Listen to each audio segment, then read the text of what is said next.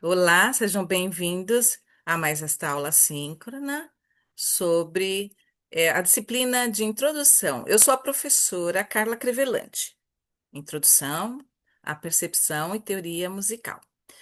Vou começar a partilhar com vocês o conteúdo que eu preparei para a nossa aula, e o tema da nossa aula será o som e o silêncio como elementos essenciais da música. Então, eu coloquei uma citação do professor Wisnik. No final da aula, eu deixo também todas as referências com os livros linkados, caso vocês queiram baixar os livros ou tenha aí para vocês depois estudar sobre o que eu estou falando, tá? Sabemos que o som é onda, que os corpos vibram, que essa vibração se transmite para a atmosfera sob a forma de uma propagação ondulatória, que o nosso ouvido é capaz de captá-la e que o cérebro a interpreta, dando-lhe configurações e sentidos. Estamos falando aqui do que a música, né, do que o som, na realidade, primeiro o som, né, que é uma onda, né, uma onda sonora, faz, né? O que ela traz para nós, para o nosso cérebro, para o nosso organismo, como que ela interfere, né, nos nossos sentidos. Então, eu lembro que quando eu estava grávida, eu tive um filho, né, que chama-se Caio, ele também é músico, também toca.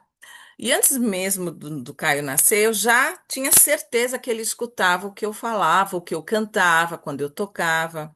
Eu tocava numa banda de jazz nessa época e estudava também música ainda. Eu ainda não tinha feito a faculdade de música, a universidade de música, mas eu tinha estudos, eu fazia estudos em escola de música, conservatório, e fazia curso de harmonia, de composição nessa época por fora também. E eu achava que ele escutava, que ele ia gostar de música porque eu gostava, eu estava sempre tocando, eu tocava também em casamento, essas coisas que a gente faz, né? E então, fui pesquisar sobre isso. Então, antes mesmo de nascer, já tomamos contato com o som que nos cerca através da placenta do ventre da nossa mãe. E isso é uma verdade, já é incontestável. O feto cresce ao som do coração da mãe. Na verdade, estamos rodeados de som a todo momento. E mesmo estando em um lugar silencioso, conseguimos perceber sons suaves, quase imperceptíveis, como o bater das asas de um inseto ou do vento do nosso próprio coração a bater. Então, quando o inseto bate as asas, você escuta o vento, né? Quando ele está batendo. Ou a gente às vezes escuta se estiver em silêncio, deitado em determinado, é, de determinada forma como você deita, você consegue escutar já seu próprio coração batendo. Há os sons, né, que têm um significado. Então, sons com significado que nos trazem uma mensagem. Por exemplo, as buzinas dos carros ou sirene de ambulância. Quando a gente escuta uma sirene de ambulância, a gente pensa, deve ter algum doente dentro da ambulância indo para o hospital. Então, agora sim, queria que vocês pensassem num som de algo, de um momento, de uma pessoa falando, de uma música que lhes traga uma lembrança, seja boa ou ruim. Todos nós temos isso. Não é verdade, Ana? Você tem? E você, Clô, também você tem essa lembrança? A gente tem, eu acho que temos. Sabemos, né, também identificar qual pessoa que está a chegar na nossa casa somente pelo andar ou pelo modo dela se mexer, né? Isso se chama identidade sonora pessoal. De longe, aqui em casa, eu sei quando, por exemplo, meu marido está para chegar, porque eu escuto o jeito que ele anda, o sapato batendo no chão, etc. Todas as pessoas têm experiências sonoras, seja aprendendo música ou não. Porém, a vida nos traz um conhecimento auditivo, até mesmo quando apenas escutamos música. Isso traz um conhecimento. A gente aprende ouvindo música. Então, ainda com o professor Wisnik, ele está falando sobre o som, o som é presença e ausência. Agora nós vamos entrar onde eu queria entrar.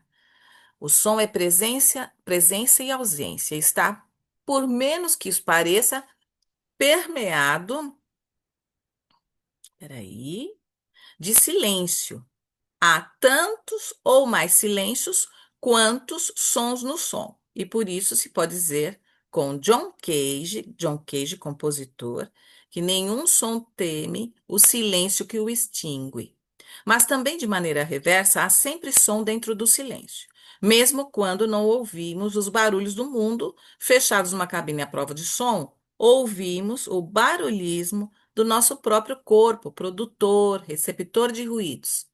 Refiro-me à experiência de John Cage, que se tornou, a seu modo, um marco na música contemporânea e que diz que, isolados experimentalmente de todo ruído externo, escutamos no mínimo o som grave da nossa pulsação sanguínea e o agudo do nosso sistema nervoso. Essa fala é do professor Wisnik e ele cita o compositor John Cage, que compôs a obra 4 minutos e 33 segundos, composta em 1952. Ela consiste em 4 minutos e 33 segundos de puro silêncio, inserida no movimento Happening. O que foi esse movimento? Ele foi um movimento artístico sugerido no final da década de 50, que foi até os anos 60, início, principalmente nos Estados Unidos. E esse movimento Happening é ligado às artes visuais, à performance e à música experimental. E essa obra, ela foi pioneira nisso, porque nunca ninguém tinha feito uma obra conceitual. É um conceito que desafia as convenções musicais ao criar expectativa sem produzir nenhuma nota. E ele fez isso em pleno concerto. A gente tem gravação no YouTube, eu deixo aqui mais para frente, ou depois, se vocês quiserem, eu passo para vocês também por mensagem. Lá no YouTube, se vocês colocarem o nome do compositor John Cage, obra 4 minutos e 33 segundos, com certeza vocês vão conseguir o vídeo. A antropologia do ruído, proposta pelo professor Wisnik, percorre o trajeto que passa pelo canto gregoriano, que, negando o pulso e o colorido dos timbres, afasta o ruído. Pela música tonal moderna, por exemplo, a música sinfônica que evita percussão e ruído, ou ainda a música do século XX que aceita o barulho, o ruído, como integrante da linguagem musical. Tá? Então, desde Stravinsky na Sagração da Primavera, a John Cage, com seus silêncios ruídos encadeados, porque tanto Stravinsky como John Cage provocaram isso, né? O John Cage com esta obra e o Stravinsky conforme ele pensava verticalmente, muitas vezes quando ele compunha para instrumentos de sopro. Tem uma obra que você, se você estudar, você vai perceber harmonicamente, sim, que tem ruídos, que tem alguns um barulho diferente, né? Eu vou falar barulho, mas na verdade são os acordes com aquelas notas que interferem naquele som perfeito, no acorde perfeito, né? Então, ele faz muito isso, ele muda o compasso, ele muda o ritmo. Então, ele foi um pioneiro também nisso. Tem um artigo da Rose Satiko Gitirana Rikiji, foi publicado em 23 de outubro de 2000, que é intitulado O Som e o Sentido, uma outra história das músicas, e está na página do Cielo. Eu deixo aqui também, se vocês depois quiserem copiar a referência, ou pode printar também, né? Da onde vocês encontram, falando também sobre o som e o silêncio. É muito importante. Gente, eu coloquei aqui, olha, é, como é que se pronuncia o nome do Murray Schafer, que foi um professor, tá? De música, e eu tenho também o livro dele indicado no último slide, nas referências. Então, em 1991, se encontra na página 83 da referência que eu deixei. Cita que para fazer música, a única habilidade exigida é ter ouvidos abertos, e isso inclui pessoas com deficiências. Pensemos mais cientificamente. Perdão, eu quis deixar aqui porque é assim que se pronuncia, tá? Pensemos mais cientificamente, isso porque em relação a ela são atribuídos dois mitos. O primeiro, diz que toda pessoa deficiente visual tem o dom natural para a música. E o segundo mito é contrário a essa ideia, que diz que uma pessoa surda não não possui, não pode ter acesso à linguagem musical. Aqui, em ambos os casos, né, em ambos os casos, esse primeiro e esse segundo, há um erro, né? Há uma generalização terrível, porque cada ser humano, ele se distingue de outro. Ele tem algumas experiências, as experiências são diferentes, o modo como se escuta ou como se não enxerga, ou se enxerga um pouco, ou se escuta um pouquinho também são diferentes. Então, talvez as pessoas tenham interesse por mais pela parte da arte da música e outra não. Então, se pode generalizar, né? Alguns se dedicam mais aos estudos, outros não. Então, quando se generaliza, toda vez que vocês forem encontrar um escrito, até às vezes em livro mesmo, em edições antigas que estejam falando sobre isso, não acreditem. Sempre pensemos com os nossos olhos, né, com os nossos ouvidos, com o nosso cérebro, podemos dizer assim. Vamos pensar que a gente pode ter algo diferente daquilo que é generalizado. Tudo que generaliza, tudo que é uma idealização, a gente tem que pensar, tem algo que não está concordando aí com a verdadeira, com como é a vida, né? Na verdade, como é que se vive, na verdade, como é que a gente tem essa experiência, né? E isso o Schaeffer explica nessa parte do livro dele, tá? Então, quando você generaliza, às vezes você não leva em consideração todo esse histórico pessoal que eu tentei aqui explicar para vocês e falar de cada pessoa como um ser diferente. Cada um é diferente do outro, e pelas suas experiências, pelas suas vontades, pelo seu, pela sua dedicação, você sim pode entrar nisso e sim aprender música, sim. A gente tem como exemplo o compositor Beethoven, né? Que Beethoven ele escutava, mas depois ele ficou doente e foi ficando surdo e perdendo a sua audição, né? E quando ele já estava praticamente sem ouvir nada, ele usava métodos engenhosos para sentir as vibrações do som quando sua surdez já estava avançada. E um dos relatos mais conhecidos envolve o uso dos objetos metálicos para captar as vibrações do piano. Como é que ele fazia, né? Então, segundo algumas fontes históricas e biográficas, Beethoven chegou a morder uma vara ou um bastão de madeira ou metal conectado ao tampo do piano. Então, ele mordia com os dentes essa vareta e tocava no tampo do piano e tocava. A ideia era transmitir as vibrações do instrumento diretamente ao seu crânio por condução óssea, um fenômeno real em que vibrações sonoras podem ser percebidas diretamente pelo ouvido interno, sem passar pelo ouvido médio. Então, hoje, sabe-se que isso é real, né? Que isso realmente acontece. Dessa forma, mesmo não ouvindo pelo modo convencional, ele poderia sentir as frequências e alturas das notas ao tocar o piano. Como ele era excepcional, né? Ele era um compositor maravilhoso. Ele tinha, então, vocês imaginem como ele deve ter ficado frustrado, triste, né? Chateado, bem triste mesmo, porque ele foi perdendo a audição, que era, né, para ele, né, principalmente, que era um compositor, o principal órgão, né, do músico, né, como ele foi. Então, vocês imaginem que ele deve ter tentado de várias maneiras, tentado para poder continuar fazendo a arte dele, compondo e tudo mais. Então, para ele se aprimorar né, né, nessa arte, né? Vamos dizer assim, continuar compondo mesmo estando surdo. Então, essa técnica, ela não foi documentada extensivamente por Beethoven, mas foi mencionada por pessoas próximas a ele, como o compositor e amigo Anton Schindler, cuja credibilidade como biógrafo, vale dizer, é frequentemente contestada. A prática em si é cientificamente plausível, especialmente considerada a genialidade e a sensibilidade musical de Beethoven. Foi o que eu disse, né? Que hoje eles consideram que sim, que pode ter eh, sentido isso de colocar a vara, sentir a vibração e saber qual é a nota conforme a vibração. Tem um artigo que se chama Beethoven, His Hearing Loss and His Hearing Aids.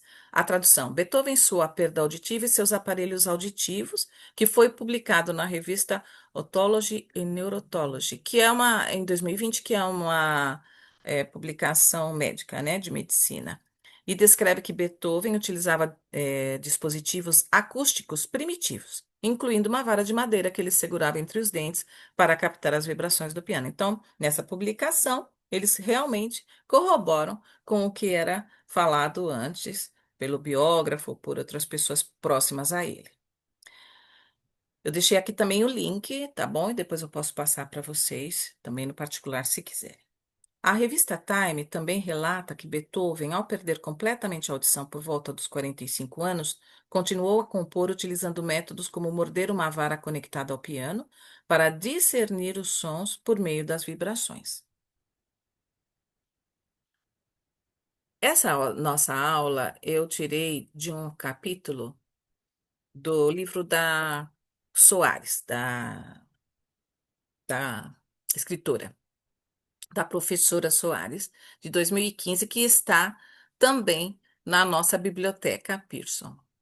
Ela, na página 83, ela diz assim: a respeito do primeiro mito, entender que a pessoa cega é naturalmente dotada para a música é um grande erro, pois, por um lado, traz uma ideia de compensação que é negativa. Fulano é cego, mas tem o talento para a música.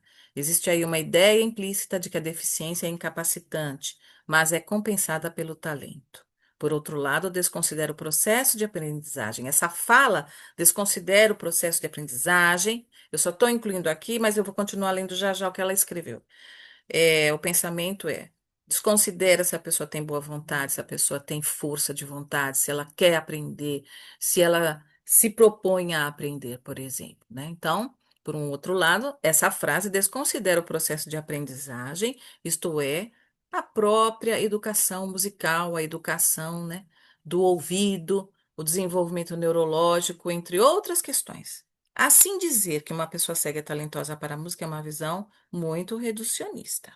Ela diz isso e depois ela explica. Pensemos nos alunos com deficiências, com várias deficiências, não somente ser cego ou surdo. Como é que os professores, né, como nós, professores, devemos buscar ajustar o nosso modo de ensinar de uma forma significativa para que não sejam excluídos do processo de aprendizado musical. Como é que seria isso? A gente tem que se esforçar como professores. Voltando lá ao silêncio, porque música é som e silêncio também, né? O silêncio é essencial à vida, assim como para a música. Nos ajuda a dar ênfase a alguma palavra ou som. Através dele cria-se tensão ou relaxamento.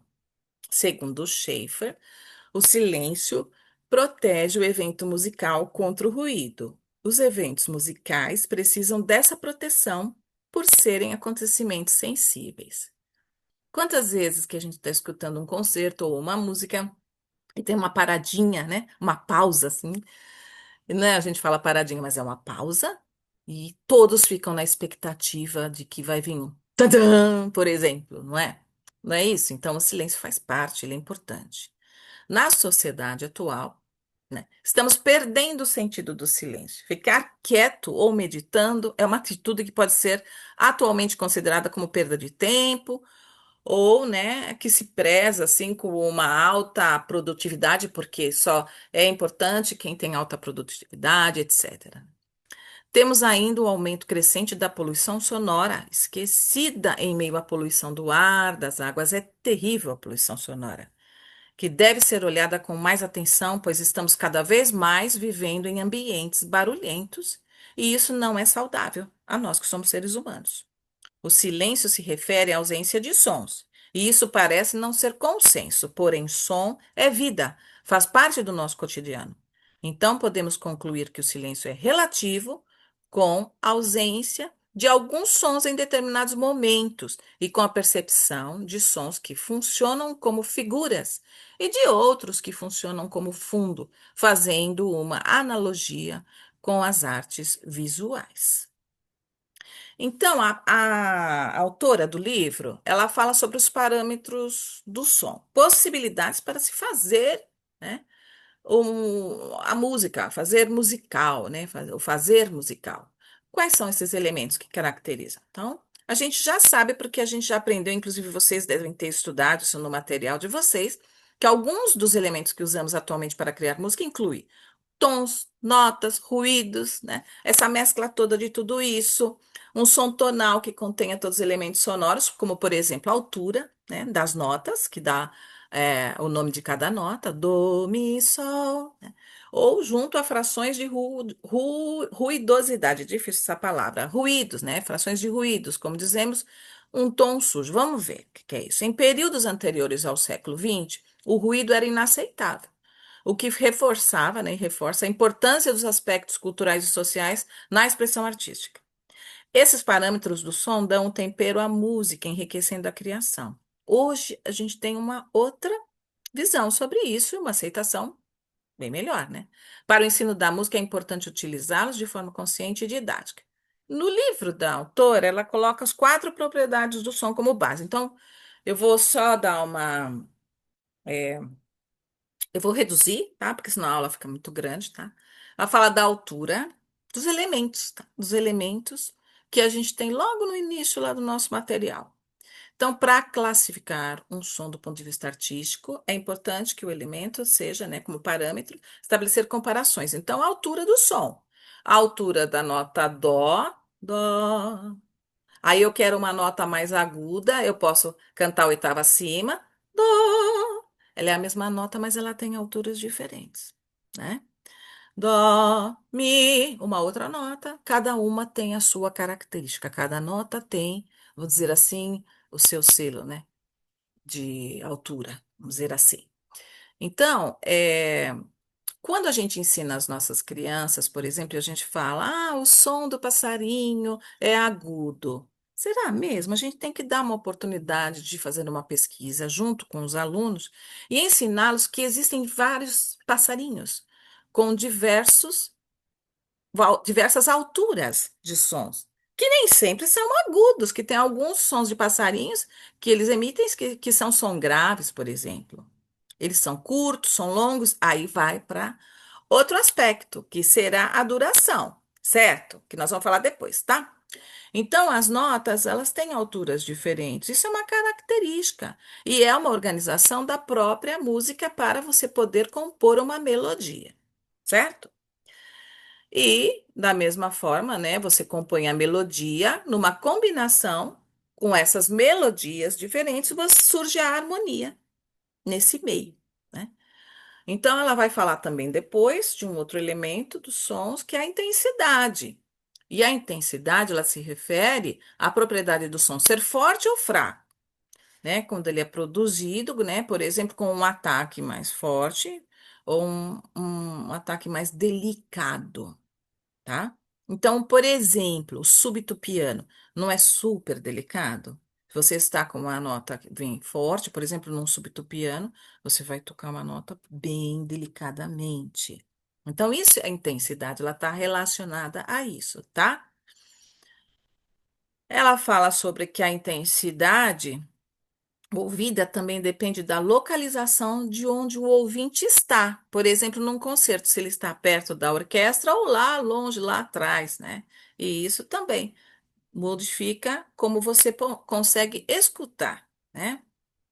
Quando há variação da intensidade, temos a dinâmica. Iniciar uma frase com sons fracos e ir se tornando forte, temos uma dinâmica de crescendo, ou o contrário, decrescendo. Tá? Mudanças bruscas após um forte, vem um som fraco, como eu falei, o súbito piano, por exemplo. Aí aqui eu tenho um exemplo de um trecho de uma partitura convencional com as indicações. Nas indicações aqui do adágio muito expressivo, que é do Bach, o adágio em Mi menor, eu tenho logo no início piano, tocar a nota Ré na clave de Fá em piano. Depois pianíssimo, mezzo piano, crescendo. Isso tudo está relacionado. Se cair, a gente volta, tá bom? No mesmo link, tá bom, gente? Tá? Porque o Zoom só dá os 40 minutos, né? Falamos então da duração. A duração a gente sabe que é quanto um som ele se mantém, se ele vai ser um som curto ou longo, né? ela representa o tamanho do som. E ela é representada pelas figuras musicais. Então, a gente conhece as figuras musicais, por exemplo, como semibreve, mínima, semínima. Quando você vai compor, você relaciona a duração das notas a estas figuras musicais, tá? E a gente também, quando está compondo, é assim que você modifica o ritmo daquilo que você está compondo. Então, por exemplo, os ritmos podem ser regulares, como as batidas do coração ou de um relógio, ou irregulares, nos quais a combinação entre sons curtos e longos, ela é bastante complexa. E a gente usa essas figuras: semibreve, mínima, semínima, colcheia, semicolcheia, fuga, semifusa, fusa, semifusa, tá? Eu falei errado, fusa e semifusa. Utilizamos alguns termos para indicar os aspectos da duração. Por exemplo, a gente pode falar de pulsação. Está relacionada à duração, porque a pulsação são batidas regulares e pode sim, né, ser executada por um instrumento ou não. O ritmo refere-se à combinação de sons curtos e longos, de diferentes duração, o que não dá para se confundir com a pulsação. Então, a pulsação ela é constante e o ritmo não. Por exemplo, cai, cai, balão, cai, cai, balão. Então, eu vou bater o ritmo, né? Então, pulsação, ritmo, está relacionado ao aspecto da duração. E tem um que a gente já estudou, vocês também devem já ter visto falar, do ostinato. O ostinato é um ritmo constante. E a gente tem como exemplo o início, a introdução do Bolero de Ravel. Aquele início do Bolero de Ravel, que é a caixa, acho que é a caixa clara que faz, eu acho que é caixa clara, não tenho certeza, ela faz exatamente um ostinato repetindo, repetindo sempre o mesmo ritmo. Tá, tacatatá, tacatatá, tá, tá, tacatatá, tacatatá, tacatatá, tá, tá, tá. A professora se embolou, mas é isso aí, tá? Tacatá, tacatá, tacatatá. E ele repete. Tá, taratatá, taratatá, tá, tá, taratatá, taratatá, taratatá, taratatá, repetindo, tá? E vai e repete, isso é um ostinato, tá? Então, temos que ter todo esse conhecimento. Ela também vai falar do timbre. O timbre, ele está relacionado ao som, vamos dizer assim, entre aspas, a voz que é emitida por um instrumento ou por um ser humano. E todo mundo tem um timbre diferenciado. Por exemplo, o som do piano, de uma nota de um piano sendo tocado, por exemplo, você toca lá um lá, o mesmo lá tocado por um violino é diferente o som por causa do timbre, mas é a mesma nota. Vamos dizer que pegou-se a mesma nota na clave de sol, no segundo espaço, o lá no piano e no violino, elas são a mesma nota, elas estão na mesma altura, porém o timbre é diferente. Você consegue distinguir quando é o piano que toca ou quando o violino. Então, cada um tem sua particularidade, né? O timbre traz a cor da individualidade à música. Sem ele, tudo se tornaria uniforme, invariavelmente cinza, como se fosse uma palidez. É verdade, porque cada um tem sua característica, certo? E desde cedo a gente consegue distinguir os timbres, percebemos as vozes das pessoas que estão entre nós, a nossa família, que são diferentes, a voz da nossa mãe, ela diferencia de uma outra mulher, por exemplo, a gente conhece. Ou quando a gente já está aprendendo música, a voz do violão, né? O timbre do violão, que ele é diferente. Ou quando alguém toca um contrabaixo com o arco, ou em pizzicato, só com os dedos, dedilhando, é bem diferente o som. Então, aqui está as referências, tá? Se cair, nós vamos voltar, tá bom, gente? Tá? Eu vou parar Sem aqui. problemas. Eu espero que vocês tenham entendido, vocês tenham gostado da aula. A aula eu tentei reduzir porque ela era um pouquinho maior. A Ana acho que já assistiu essa aula, né, Ana? Ou parecida com essa aula, né? Mas Assisti sim. o que que eu gostaria de falar? Eu gostaria de falar que som e silêncio fazem parte, tanto da nossa vida como da nossa música, da música em si, de uma composição que vocês vão criar ou de uma outra música que vocês pegarem de um compositor ou que vocês vão tocar. sempre, né? Uma pausa pertence àquele pentagrama, àquela construção que foi feita, certo? Certo, professora, certíssimo. Você já fez a tua AP? Já, professora, fiz sim. Ah, então não vai adiantar. Gente, então eu até vou me despedir, porque se cair a nossa aula, depois eu deixo gravada lá se vocês quiserem ver. Eu tinha feito uma coletânea sobre a AP, né, de introdução, que pudesse cair alguma questão.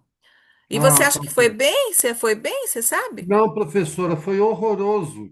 Ah, É porque caiu umas questões que até então eu não conhecia, como um programa que Schaefer fez na televisão, ou então sobre outra questão que de um filme a princesa e o lobo. Eu não entendi nada, me deu um bloqueio na mas hora lá. você sabe de quais professores? Porque a gente sempre Então, da indica. Nina. Então, eu faço sempre as provas pelo material que eu dou, o material didático que eu construí, que está lá na disciplina, só cai Sei. de lá, tá?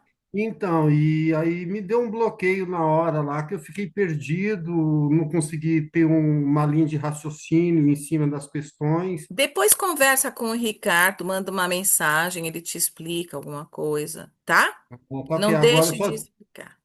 agora eu só estou aguardando a nota, né? Vamos ver A como é que gente ficou, explica e mas qualquer coisa, conversa também com a professora, tá?